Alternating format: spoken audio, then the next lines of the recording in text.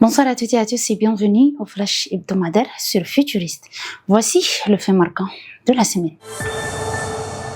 Ouvrons avec la santé. Le président de la République évalue l'état d'avancement du chantier numéro 10. Le président de la République, chef de l'État, le maréchal Mohamed Idriss Déby Itno, a présidé ce jeudi 17 juillet 2025 une réunion de suivi consacrée à la mise en œuvre des actions du chantier prioritaire numéro 10 dédié au secteur de la santé. À cette occasion, le ministre de la Santé publique et de la Prévention a présenté un rapport à mi-parcours faisant état d'un taux d'exécution de 81%.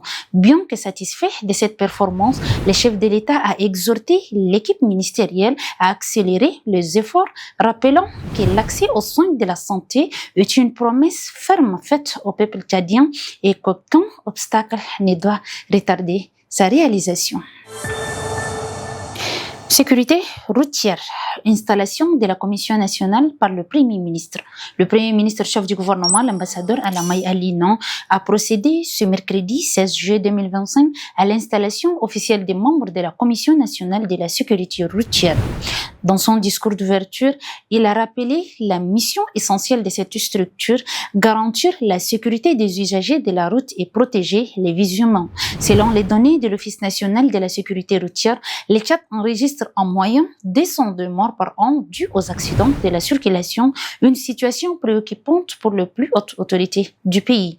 Le chef du gouvernement a instruit la commission à faire la sécurité routière une priorité nationale avec l'appui d'un comité technique dédié à cette mission.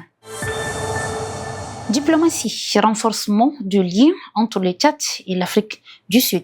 Le ministre d'État, ministre des Affaires étrangères, de l'intégration africaine et de Tchadien de l'étranger, Dr Abdoulaye Sabr Fadoul, a reçu ce jeudi 17 juillet 2025 Moussika Yifani Kahla Joseph Nkosi, ambassadeur extraordinaire et plénipotentiaire de la République d'Afrique du Sud au Tchad. Les échanges ont porté sur les perspectives d'une coopération bilatérale renforcée avec une volonté manifeste de mutualiser les expertises dans plusieurs domaines stratégiques. Les deux parties ont réaffirmé leur engagement à œuvrer ensemble pour une croissance économique durable. Paix en Centrafrique, le désarmement officiel du groupe rebelle 3R. Le ministre des Armées, Issa Kamaloua Djamous et Gassim Cherif Mohamed, porte-parole du gouvernement, ont assisté mercredi 16 juillet 2025 à la cérémonie des désarmements officiels du groupe rebelle 3R, retour, réclamation et réhabilitation, dirigé par Omar Abdelkader Elias Sem Bobo.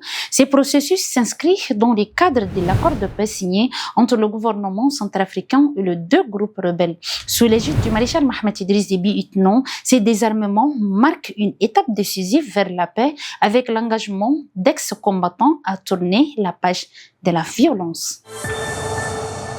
Sachez aussi en énergie vers une électrification durable des 200 localités. Le ministre de l'Eau et de l'Énergie, Passel Kanabé Marcelon, a reçu ce mercredi 16 juillet 2025 Yannick Ntanké, représentant pays de la Société financière internationale. Les discussions ont porté sur l'avancement du projet électrification de 200 localités rurales financé par la Banque mondiale, visant à établir de mini-réseaux électriques pour répondre aux besoins énergétiques croissant. Le ministre a insisté sur la nécessité de réviser les priorités sectorielles afin de garantir l'alignement avec les objectifs du plan national de développement. Solidarité carcérale. La commune du 1er arrondissement soutient les détenus. Pour la deuxième fois ce mois-ci, la commune du 1er arrondissement de N'Djamena a procédé ce jeudi 17 juillet 2025 à une remise d'aliments saisis à la maison d'arrêt des Clessons en guise de soutien alimentaire aux détenus. Le secrétaire général de la commune a officiellement remis ce nouveau lot d'animaux qui vient s'ajouter aux 91 chèvres et moutons déjà offerts le 1er juillet dernier. L'agence tchadienne de presse et d'édition ATPE tient pour la toute première fois de son histoire son conseil d'administration dans ses propres locaux ce vendredi 18 juillet 2025. La séance est présidée par Madame Haché Khalil Bilal, présidente du conseil d'administration en présence du ministre de la Communication, porte-parole du gouvernement Gassim Cherif Mohamed. Y participent également des administrateurs représentant le Sénat, l'Assemblée nationale et certains ministères. Voilà, chers internautes, c'est tout pour cette semaine. Merci de l'avoir suivi et à la semaine prochaine, Inch'Allah. D'ici là, portez-vous bien.